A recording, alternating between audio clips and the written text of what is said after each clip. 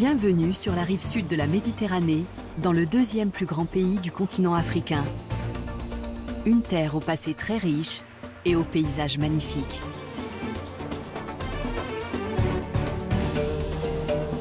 On y trouve aussi bien des montagnes que des lacs, des forêts que des vallées fertiles couvertes d'oliviers, de dattiers et d'arbres fruitiers.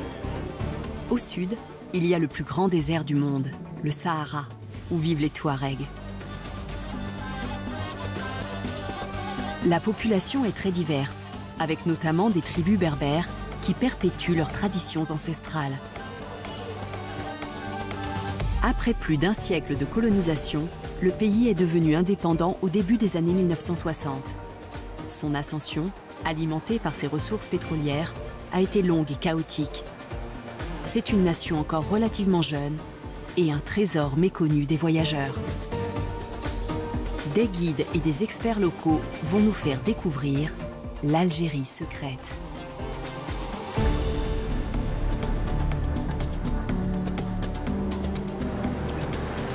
L'Algérie est au cœur du Maghreb avec 1600 km de côte sur la Méditerranée. Elle est bordée par le Maroc à l'ouest, la Mauritanie et le Mali au sud-ouest, le Niger au sud-est et la Tunisie et la Libye à l'est. Aujourd'hui, nous partons à la découverte de son histoire qui a marqué tout le paysage de son empreinte.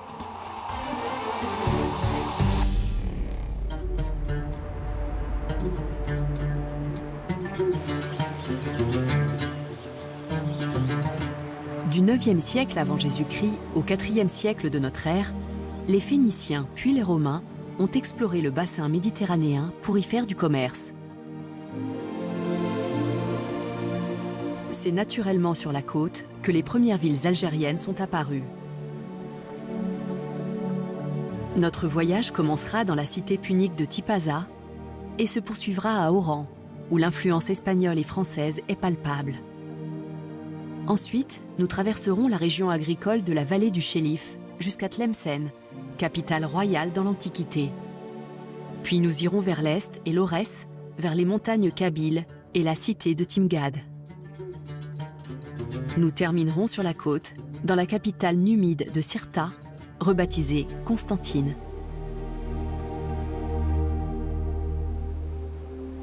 Autour du mont Chénoua, les collines côtières sont verdoyantes et propices à la viticulture. Au pied de la montagne se trouve Tipaza, autrefois port phénicien, puis colonie romaine sous l'empereur Claude en 43 avant Jésus-Christ. Parmi les ruines antiques, on voit les vestiges d'amphithéâtres, de villas et d'églises. C'est par ici que le christianisme est arrivé en Afrique au IIIe siècle. Il a fallu plus d'un siècle et les 3 guerres puniques contre Carthage pour que Rome s'implante dans cette partie du Maghreb.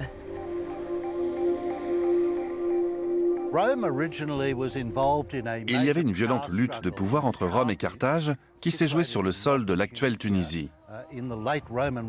C'était un combat à mort entre la République romaine en plein essor et Carthage. Il y a eu 3 grandes guerres, dont la dernière s'est soldée par la défaite et la mise à sac de Carthage en 146 avant Jésus-Christ. Ça a permis à la civilisation romaine de se propager en Afrique du Nord. Les Romains ont occupé les anciens territoires puniques et ont peu à peu avancé vers l'ouest jusqu'à la Numidie, c'est-à-dire l'est de l'Algérie, et plus loin l'actuel Maroc. Ce processus a été graduel et méthodique, parce qu'il y avait déjà un royaume dans la région, celui de Numidie, avec une architecture très importante.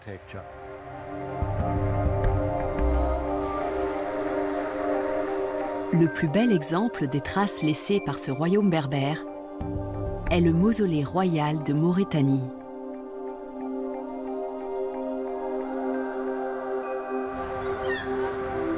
Ce tumulus de pierre est le tombeau du souverain numide Juba II et de son épouse Cléopâtre Sélénée II, la fille de Cléopâtre et de Marc-Antoine.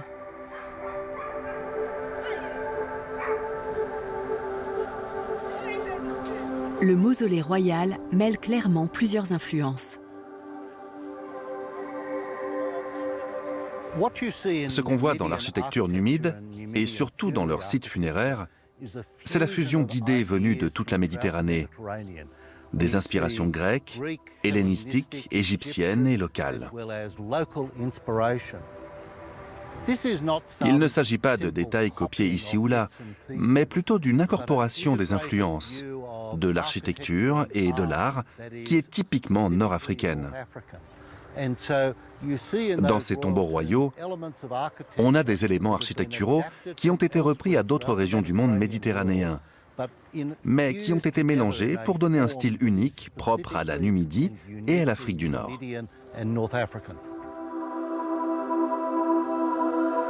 Les Ottomans qui ont régné sur l'Algérie au XVIe siècle ont appelé cet endroit le tombeau de la chrétienté, car il y avait un motif en croix à l'entrée.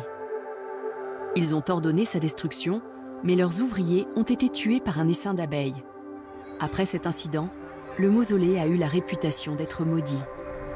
Il est toujours debout et reste un site très aimé des habitants.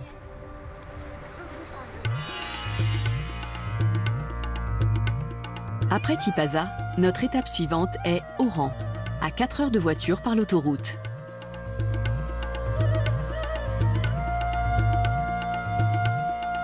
Surnommée la Radieuse, Oran est la deuxième plus grande ville d'Algérie et le point le plus proche de l'Europe. Elle a toujours été un port très actif et il y a encore des traversées régulières vers Casablanca ou Marseille. Au XIXe siècle, plusieurs centaines de milliers de Français se sont installés sur place, fuyant la misère en métropole. Les descendants de ces immigrés venus d'Europe ont été surnommés Pieds Noirs. Bien que nés en Algérie, ils se sentaient français et sont devenus peu à peu la classe dominante dans le pays. L'influence française est très nette à Oran. L'architecture reflète le passé multiculturel de la ville. Il y a aussi eu une influence hispanique sur Oran, avec notamment une arène de tauromachie dans le vieux quartier espagnol. Dès le IXe siècle, les marchands andalous ont fréquenté les côtes algériennes pour y faire du commerce. Aujourd'hui, Oran est une destination touristique prisée avec de nombreux hôtels sur le front de mer. Une grande station balnéaire appelée les Andalouses s'étend au pied des plages de sable fin. Parmi les touristes étrangers, il y a parfois des descendants de Pieds Noirs. Alors je viens de Paris. Je suis venue en Algérie parce que je voulais connaître l'Algérie depuis longtemps, notamment parce que j'ai des origines Pieds Noirs et que je voulais en connaître un peu plus sur là où avaient grandi mes grands-parents. Voilà. C'est le voyage de mes 30 ans, donc je voulais faire un voyage qui a du sens. Et le fait de voyager en Algérie, qui est en train de se libérer, etc., ça avait beaucoup de sens pour nous de le faire, puisque chacune a une attache différente avec l'Algérie. Donc c'est important pour nous de le faire, ce voyage. Voilà.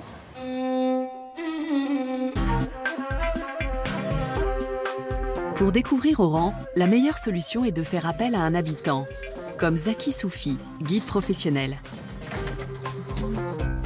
Salam alaikum, bonjour tout le monde, je m'appelle Zaki, j'ai 28 ans, je travaille dans la publicité et j'habite à Oran. Ici, vous êtes chez moi. Je me lève tous les matins en regardant la montagne Marjajou et tout le centre-ville. La mer. Aujourd'hui, je vais vous montrer mon Oran. Let's go. Quelle belle journée. De toute façon, à Oran, il fait toujours beau.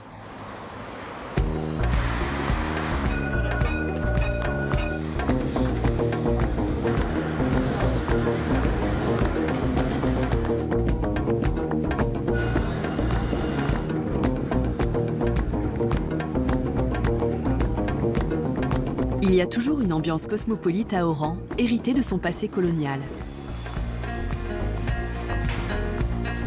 Les colons espagnols et français ont laissé leur empreinte dans le paysage urbain. Un Français célèbre est né et a grandi dans ce quartier.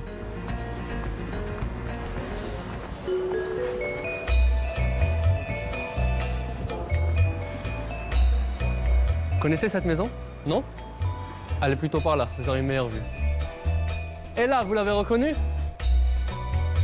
Toujours pas. Et pourtant, l'un des plus grands créateurs de mode est né ici. Vous connaissez Yves Saint Laurent? Eh oui, Yves Saint Laurent était oranais.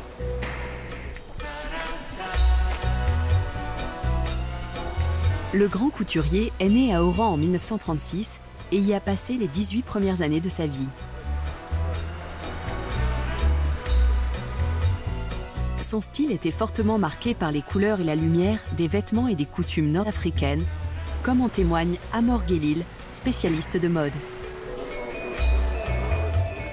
L'Algérie, déjà, est un pays qui possède une culture vestimentaire extraordinaire, un savoir-faire magnifique. Et tous ces éléments ont été repris et inspirés Monsieur Yves Saint Laurent lors de ses créations. On voit la présence et l'influence berbère dans ses vêtements, le Sahara, le voyage en Afrique, la femme de couleur. Il inspirait énormément. Dans le quartier, Zaki interroge un habitant sur le célèbre couturier français. Il a grandi avec ma mère, les sœurs de ma mère. وكانوا les anciens تاع الكارتي هنايا. Oui. كلمات والله غالبا ماشي يعرفوا l'histoire. Chaque 5 ans, 4 ans, 6 ans, يجي يضرب طله ويروح. Oui. كان يجي نوكولين تيجي avec sa canne. Oui. Cheveux gris. Yves Saint Laurent revenait souvent ici, même plus tard après avoir quitté l'Algérie. Il revenait souvent ici pour prendre des nouvelles de ses anciens voisins et ses amis d'enfance. Voilà. Zaki nous emmène en centre-ville jusqu'à l'ancienne place d'Armes. Ici, nous sommes à la place 1er novembre, la plus grande place d'Oran.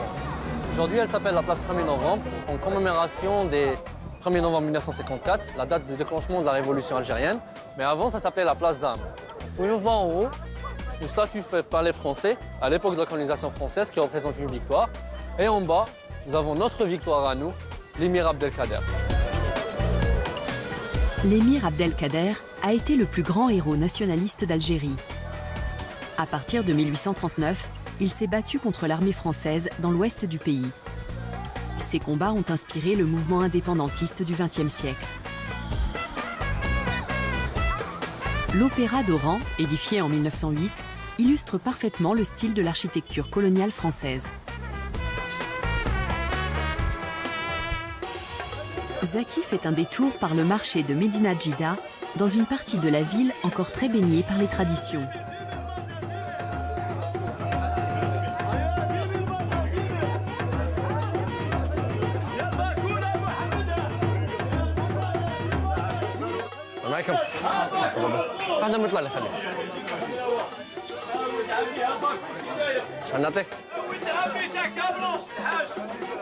Vous connaissez ça? On appelle ça motler. C'est un pain typiquement algérien et très connu dans l'Ouest. C'est très chaud, c'est tellement bon.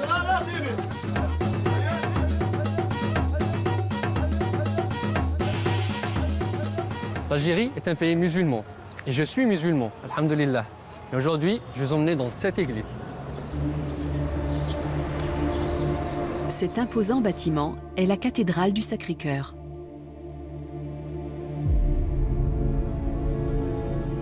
Achevée en 1913 dans un style romano-byzantin, elle a été un bâtiment religieux jusqu'en 1984, date à laquelle elle a changé d'affectation.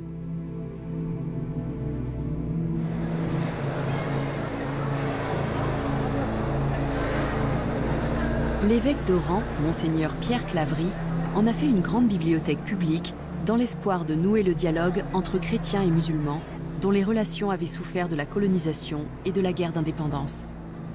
L'homme d'église a été assassiné en 1996. Il fait partie des 19 martyrs d'Algérie.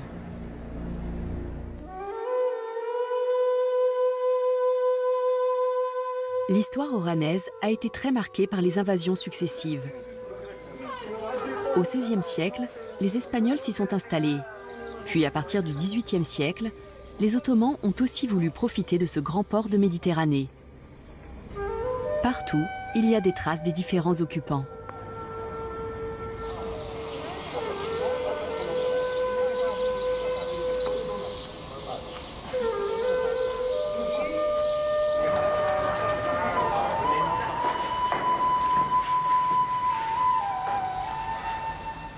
On est dans les bains turcs, dans le quartier de Sidi El Houari. Cette salle servait de salle d'attente pour accéder au bain, et je pense avoir quelques informations sur lui. Alors selon le guide Oran, Les bains turcs ont été construits en 1708 par le bey Bouchlaghem, à l'époque de la domination ottomane. Ces bains servaient d'annexe à la mosquée du quartier.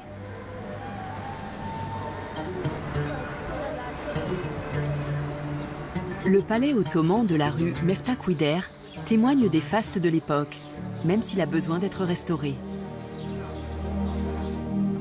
nous sommes dans le palais du bey. Cet espace est le symbole de la période ottomane à Oran. Ce palais magnifique a été construit à partir de 1826 à la demande du gouverneur ottoman Mohamed el-Kébir. Le gouverneur portait le titre de bey et aujourd'hui, l'édifice est appelé Palais du Bey. Le palais est justement construit au-dessus de la forteresse espagnole Ros el Khazar, sur une colline qui domine toute la ville. Et il a 3 compartiments. Diwan, le harem et le pavillon de la favorite. Pour cet espace, il y a 2 histoires. La première histoire parle de Mohamed el-Bey Kébir, le bey d'Oran, qui était un soufi et qui utilisait cette salle comme un espace de prière et de méditation et d'isolement. La deuxième histoire parle du pavillon de la favorite, c'est-à-dire parmi toutes les femmes du bey Mohamed el-Kébir, sa favorite habitait dans cette chambre.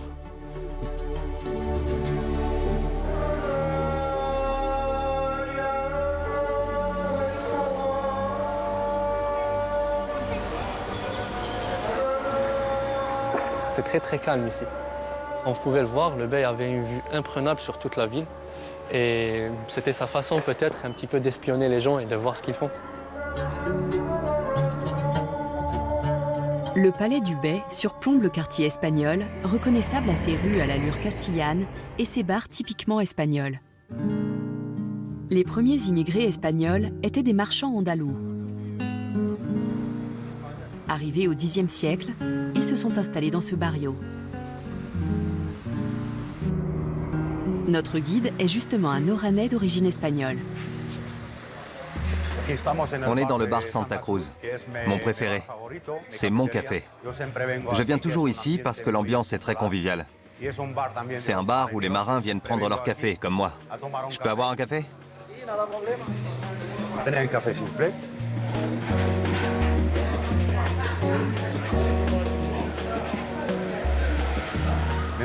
Je m'appelle Rachid Meadji. Je suis né ici, dans ce quartier. C'est la partie espagnole de la ville d'Oran. Je parle espagnol. C'est normal pour moi, c'est ma deuxième langue. Je parle espagnol et arabe. On est tous algériens. Mais ici, la culture est espagnole. C'est un mélange. Un métissage entre l'Afrique du Nord et la côte espagnole. Les Espagnols arrivés au milieu du XIXe siècle étaient souvent des ouvriers agricoles qui avaient perdu leur travail sur leur terre natale à cause de la mécanisation de la révolution industrielle. Guy Bonifacio est un descendant de ces pieds noirs espagnols. Ses grands-parents se sont installés à Oran dans les années 1860 et sa famille y est toujours.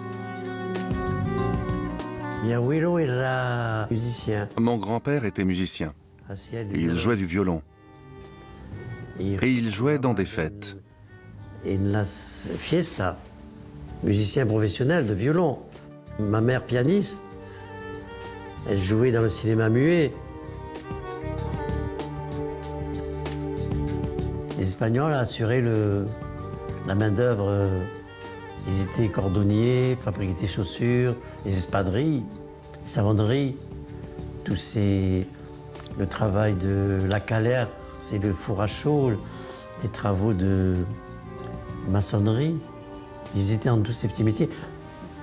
Mon père était tourneur sur métaux. Il est très peu allé à l'école. Mais il avait un métier qu'il avait appris en école. C'est même pour fabriquer à partir de métaux, il fabriquait des pièces de voitures, de motos. Il y avait une adresse, ils étaient pêcheurs. Tout le port, c'était espagnol. À Oran, les nouveaux arrivants ont retrouvé une ambiance proche de celle qu'ils avaient quittée.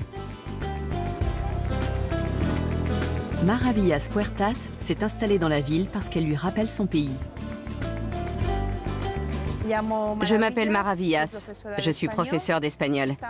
Nous sommes sur l'une des places de Sidi El Ouari, une petite place. Il y en a beaucoup comme ça dans le quartier, toutes petites.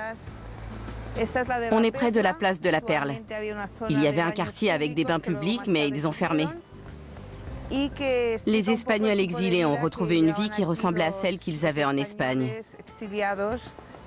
avec des petites places pour se retrouver, prendre le frais le soir, discuter. Il y avait toujours beaucoup d'animation, avec des enfants, des gens, un marché. À l'époque française, les Algériens étaient tout en bas de l'échelle sociale. Ensuite, il y avait les Espagnols et en haut, les Français. C'est pour ça que les Espagnols vivaient dans ce quartier modeste, où les bâtiments ne sont pas du tout luxueux. Ce sont des immeubles populaires. Ils sont en moins bon état que ceux du quartier français. Le fils adoptif le plus célèbre de l'Algérie est sans doute l'écrivain Albert Camus.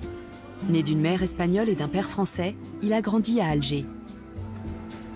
L'Algérie et la colonisation ont beaucoup nourri son œuvre et son engagement politique.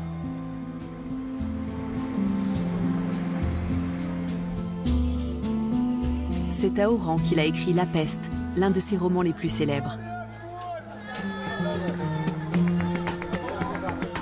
L'influence espagnole à Oran se ressent aussi dans la cuisine locale, comme nous le prouve Zaki, notre guide. Et je vais vous faire découvrir le repas le plus populaire de la ville d'Oran, mais aussi le moins cher, la kalantika. La kalantika est un plat populaire.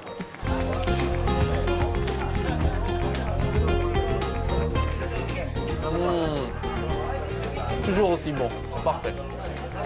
La kalantika, en fait, est un plat espagnol à la base. La légende dit qu'il a été inventé dans le fort de Santa Cruz, à l'époque espagnole. Donc il y avait les militaires espagnols, il y avait une pénurie de repas. Le cuisinier du fort n'avait que du pois chiche. Donc il a inventé ce repas à base de pois chiche et il a fait attendre les gens les militaires pendant des heures et des heures et des heures.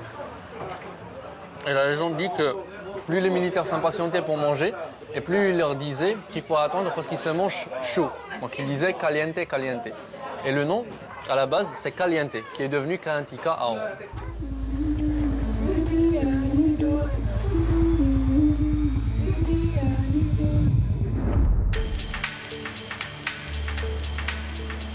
Le fort de Santa Cruz est au sommet du mont Murjajo, à 400 mètres au-dessus de la mer. C'est un fort militaire construit par les Espagnols entre 1577 et 1607.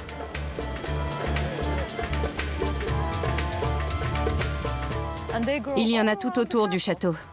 Radia Bourbia est architecte conservatrice du patrimoine.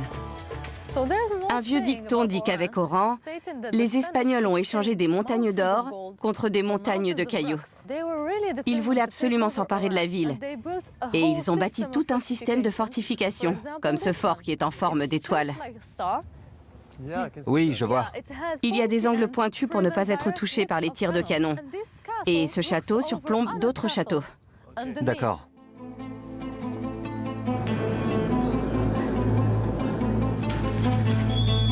L'architecture défensive comprend notamment un machikouli, avec des ouvertures pour tirer ou lancer des projectiles sur l'ennemi. Des tunnels relient le fort à d'autres du même type en ville.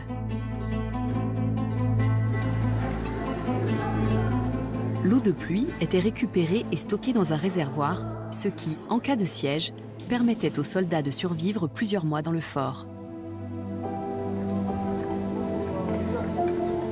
Les officiers logeaient dans le château principal. Comme il est en hauteur, il permet de surveiller la ville et les environs pour repérer les attaques.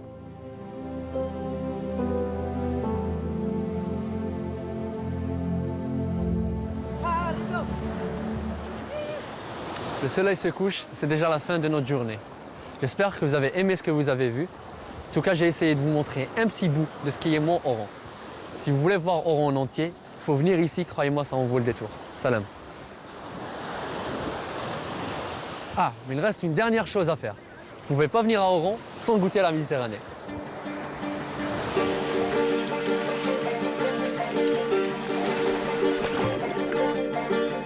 Notre destination suivante est Tlemcen, l'ancienne capitale.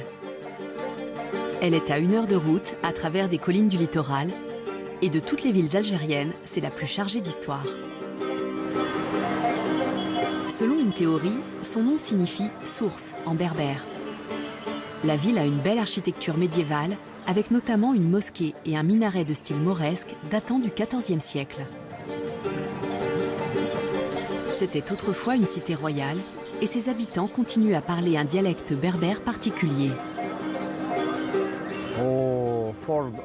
Pour les autres Algériens qui ne parlent pas comme les gens d'ici, c'est très attrayant, parce que c'est un accent très symbolique. Quand ils entendent les gens de Tlemcen parler, ça évoque la beauté, la civilisation, le raffinement et l'histoire de Tlemcen. Tlemcen était autrefois la plus importante ville d'Algérie.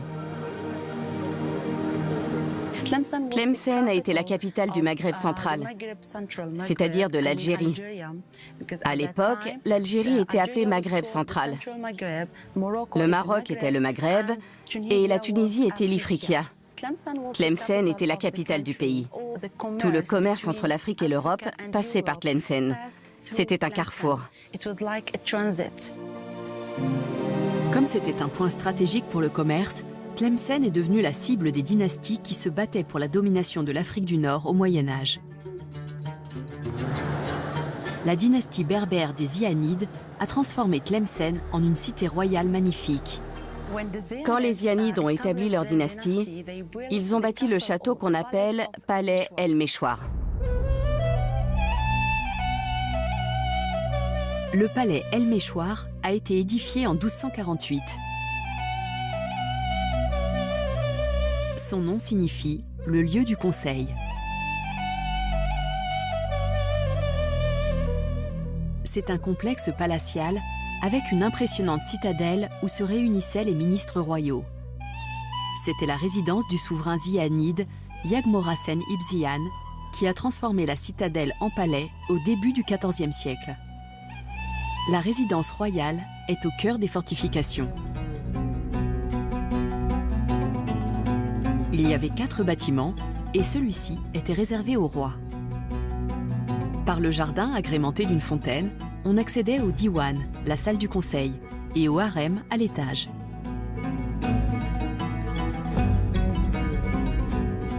De chaque côté, il y avait les suites royales, occupées en fonction de la saison. La suite hivernale est en pierre et celle d'été en marbre, pour être plus fraîche. Le style architectural est andalou et islamique, avec des inscriptions coraniques.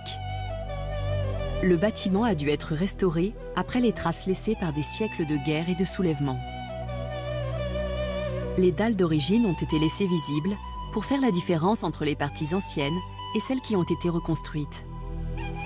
Plusieurs longs tunnels blancs ont été découverts. L'un d'eux permettait au roi d'atteindre la mosquée et un autre de s'échapper en cas de danger. À la fin du XIIIe siècle, à l'époque où Tlemcen a été assiégée par les Mérinides, la citadelle était réputée imprenable, notamment grâce à ses fortifications épaisses qui ont su résister au temps.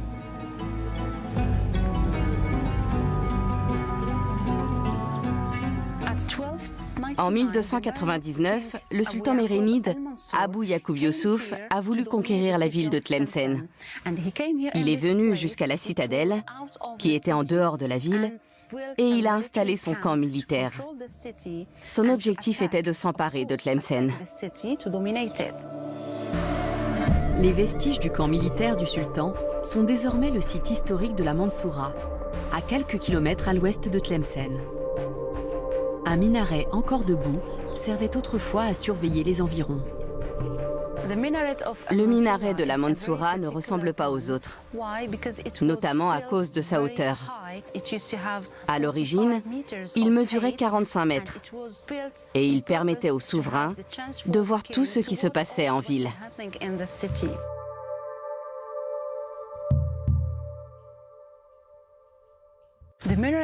Il était richement décoré, avec de belles ornementations et des colonnes de différentes couleurs.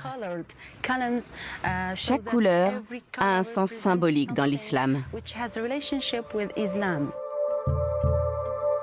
Le sultan espérait remporter rapidement la victoire, mais le siège s'est éternisé et il a dû faire construire une autre citadelle.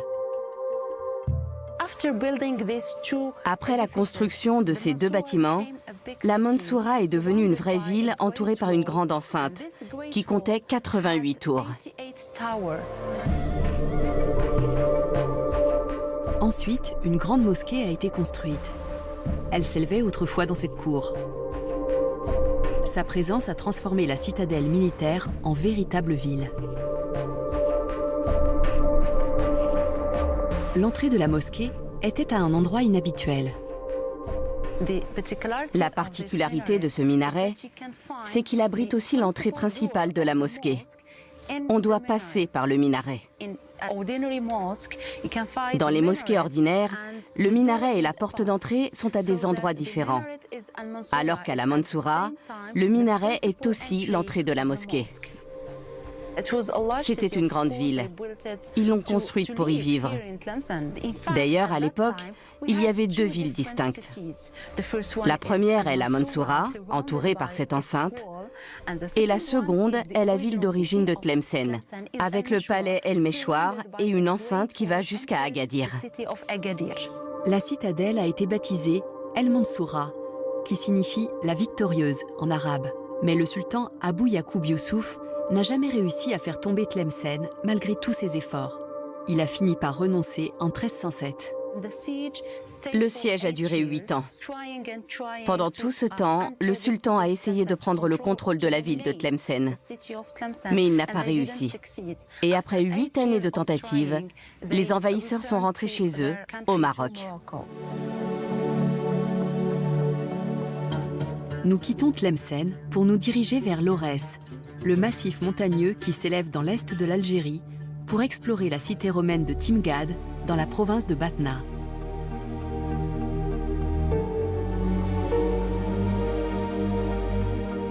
C'est l'une des régions les moins peuplées du pays et le paysage y est spectaculaire. C'était la terre des Numides, dont les rois ont été inhumés autour de Batna. Le royaume de ce peuple berbère a existé près de 2000 ans avant la colonisation française et il a servi d'inspiration aux indépendantistes.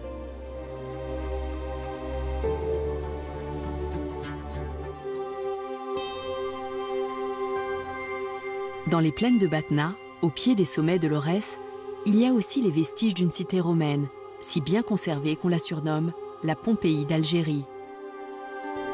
Timgad est l'un des joyaux archéologiques du pays. La cité a été fondée en 100 après Jésus-Christ par l'empereur romain Trajan. À l'origine, c'était un campement pour les soldats de la 3e Légion Auguste.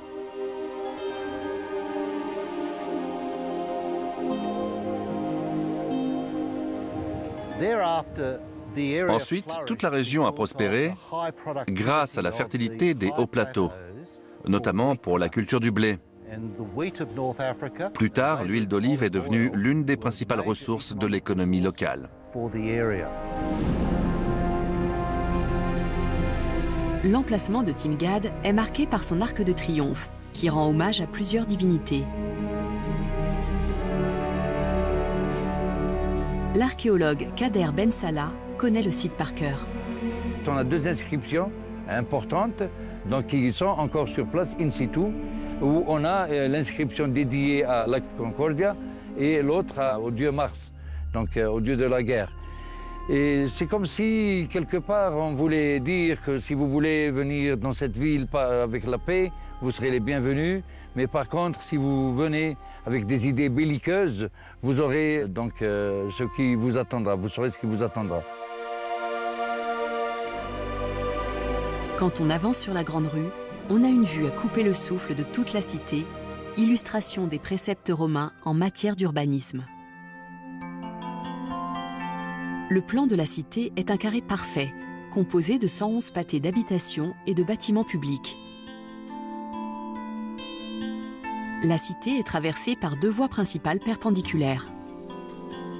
Cette ville a été construite selon un plan typiquement romain, c'est-à-dire 2 voies principales, qui est le Decumanus Maximus et le Cardo Maximus, qui sont les axes des 4 points cardinaux, donc qui font le nord-sud pour le Cardo Maximus et l'est-ouest pour le Decumanus Maximus.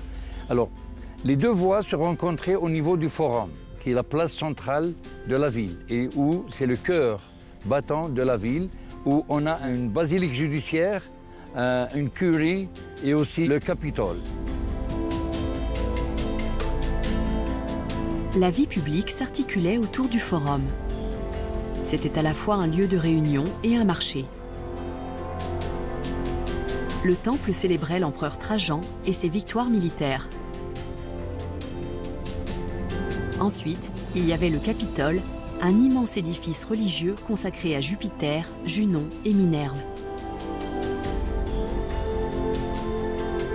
14 thermes romains se trouvaient à Timgad.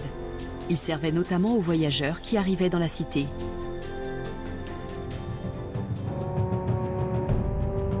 L'amphithéâtre a été construit à flanc de colline. Plus petit que ses homologues romains dans le reste de l'Empire, il pouvait toutefois accueillir 3500 spectateurs.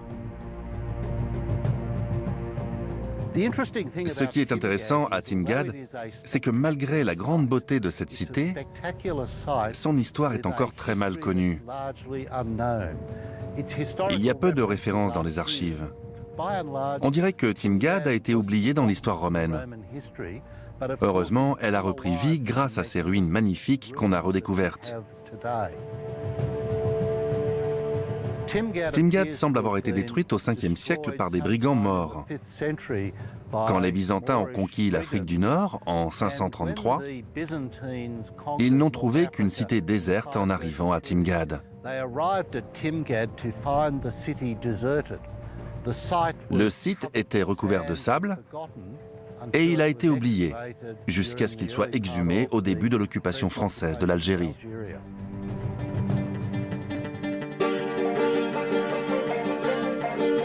Notre destination suivante est Béjaïa. Il faut rouler 3 heures à travers le magnifique paysage de Kabylie.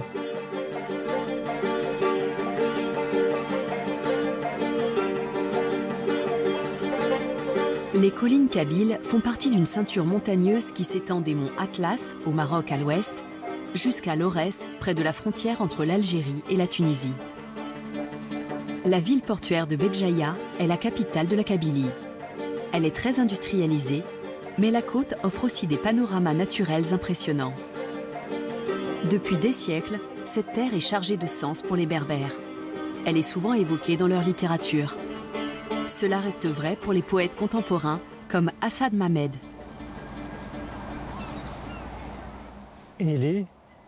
Sois celle qui ne dort pas et qui ne fait pas dormir les autres.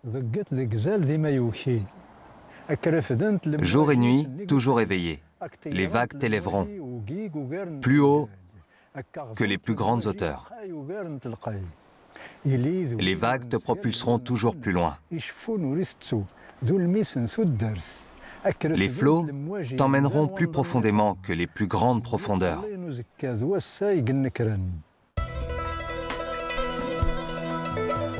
La Kabylie est la terre ancestrale des Berbères, le groupe ethnique autochtone de l'Afrique du Nord.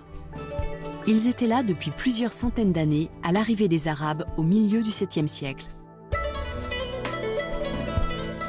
L'artisanat berbère est connu pour la qualité de ses poteries et de ses tapis.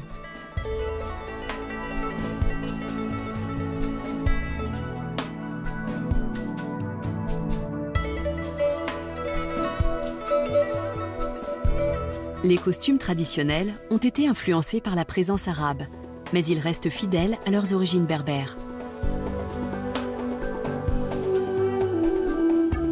Ils ont toujours eu des couleurs vives, avec de nombreuses ornementations typiques de la région.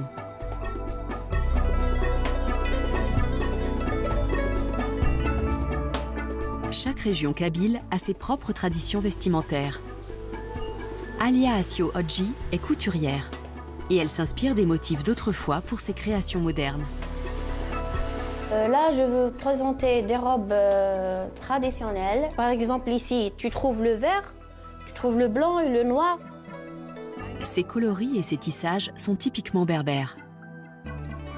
Mais là, j'ai modifié, je le fais avec un galant. J'ai un motif de la clé de Hogar. Il ressemble un petit peu à la clé de Hogar. Avec, en même temps, c'est un motif kabyle. La population locale parle le kabyle, ou tamazirt.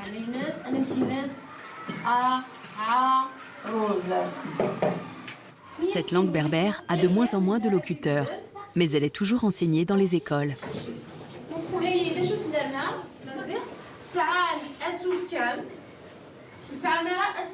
En 2002, le tamazirt a reçu le statut de langue officielle en Algérie, un an après des émeutes sanglantes qui ont fait plus de 100 morts en Kabylie. En 2016, sa protection a été inscrite dans la constitution algérienne. Le tamazirt est devenu une langue d'État aux côtés de l'arabe. Brahim Badr, directeur de l'éducation dans la circonscription, nous explique l'importance de la langue dans l'identité kabyle. Aujourd'hui, à l'ère de la mondialisation, du développement technologique, le monde est un village. Donc il ne sert à rien de cacher son identité ou de la dissimuler. Donc il vaut mieux y aller droit au but et rattraper le retard qu'on a déjà perdu, surtout concernant l'identité de la personne. Donc là, aller droit au but, notamment dans le système scolaire, c'est commencer l'enseignement, la scolarisation de l'enfant par la langue maternelle, c'est déjà un grand pas. C'est déjà un grand pas parce que chez nous, malheureusement, l'élève, aussi bien qu'il soit dans la région berbérophone ou arabophone, il commence la scolarisation par une langue étrangère à lui.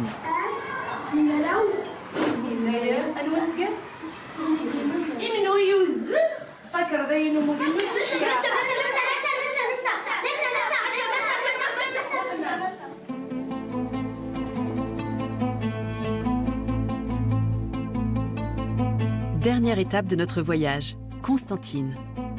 Perchée sur un immense rocher et accessible par 8 ponts qui enjambent les gorges du Rumel.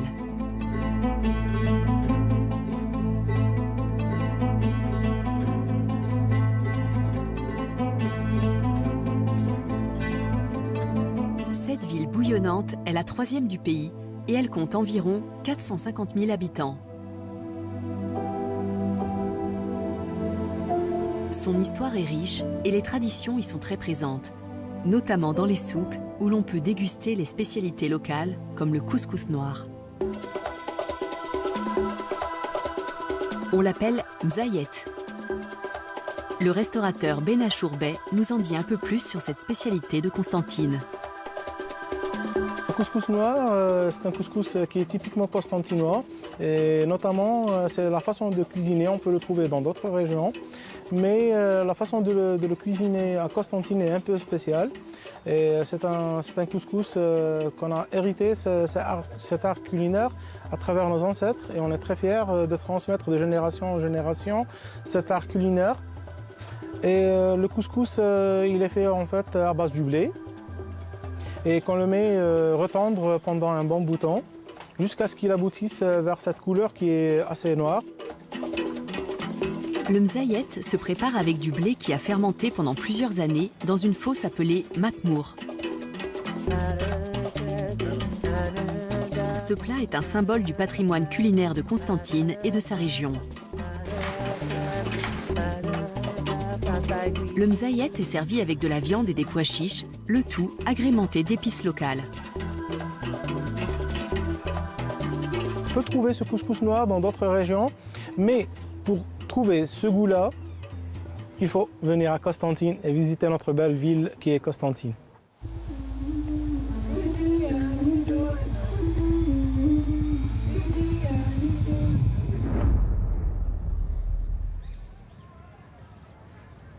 La mosquée Émir Abdelkader est la plus ancienne de la ville. Les habitants la considèrent comme le Taj Mahal de Constantine. Elle a été inaugurée en 1994. Elle a une architecture de style arabo-musulman et peut accueillir 15 000 fidèles dans ses 2 salles de prière.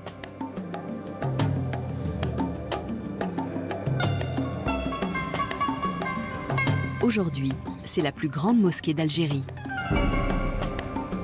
Pourtant, avant l'arrivée de l'islam, Constantine a été la première ville algérienne du christianisme romain. Elle porte le nom de l'empereur Constantin Ier, connu pour sa piété.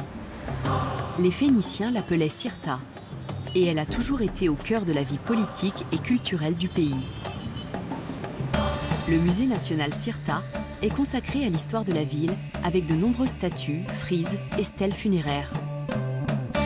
Amel Soltani, directrice du musée, nous en dit plus. La spécificité de ce musée, c'est que c'est un musée qui raconte toute l'histoire de l'Algérie. Le récit du passé de Constantine commence avec ces pierres tombales phéniciennes retrouvées dans la région. Elles commémorent des divinités païennes comme Baal, le dieu de la fertilité. Les marchands phéniciens ont été remplacés par les Carthaginois qui ont fondé la cité de Cirta. Elle est devenue ensuite la capitale du royaume de Numidie jusqu'à son annexion par Rome en 46 avant Jésus-Christ. À l'époque romaine, Constantine était agrémentée de nombreuses fontaines. Il reste quelques sculptures de l'époque, comme celle du dieu grec Dionysos ou Bacchus, dieu romain de l'agriculture, de la fertilité et du vin. Les plus belles salles du musée sont celles des mosaïques romaines. Les mosaïques, en général, on peut les trouver ou dans des maisons de riches, de maîtres, de bourgeois, ou dans les thermes romains. Ces sols en mosaïque ornaient les villas et les thermes des Romains fortunés. Ils représentent des scènes de batailles navales et des nageurs. On distingue des motifs géométriques et des inscriptions avec un raffinement caractéristique des Romains. Au 5e siècle, Constantine a été mise à sac par la tribu germanique des Vandales. Près de Constantine, un autre site possède des ruines romaines spectaculaires. À l'origine, Djémila était une base militaire romaine. Aujourd'hui, la cité est classée au patrimoine mondial de l'UNESCO. Le clou de la visite est l'imposant arc de Caracalla. Parmi les ruines, il y a des forums, des temples, des basiliques, des arches, des rues et des habitations.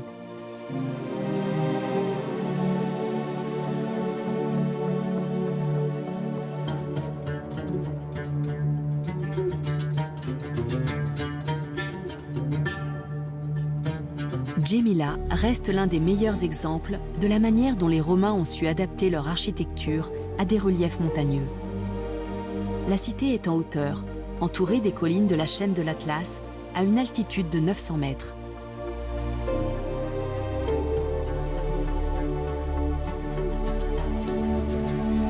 Un millénaire après les Romains, l'Algérie a été occupée par les Ottomans. Et 3 siècles plus tard, le gouverneur ottoman Ahmed Bey a fait construire ce palais.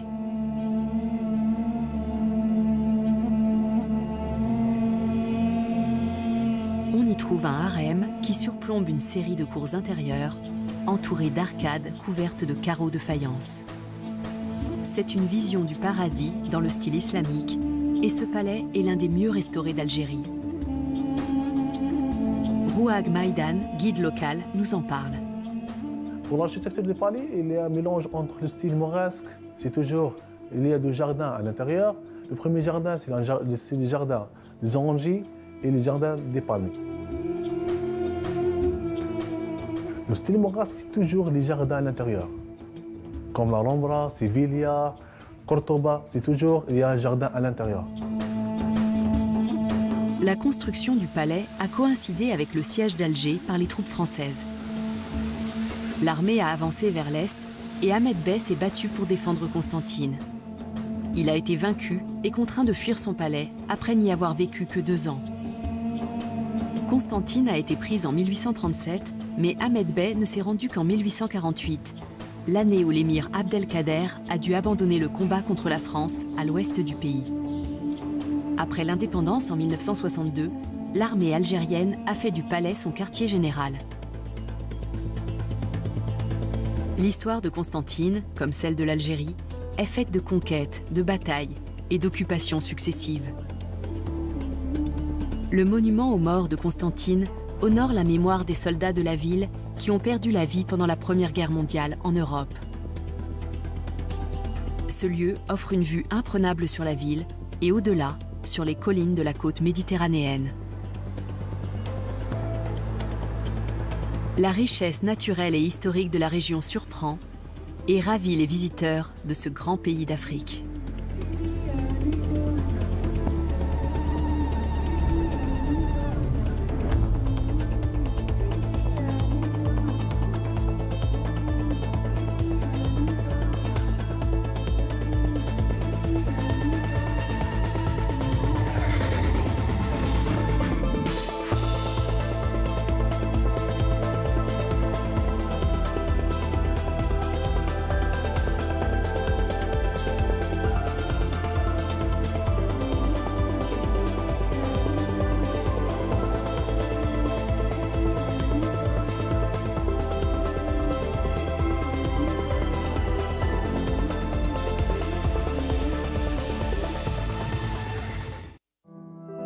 Le monde est une sphère à géométrie variable. Décor naturel déstructuré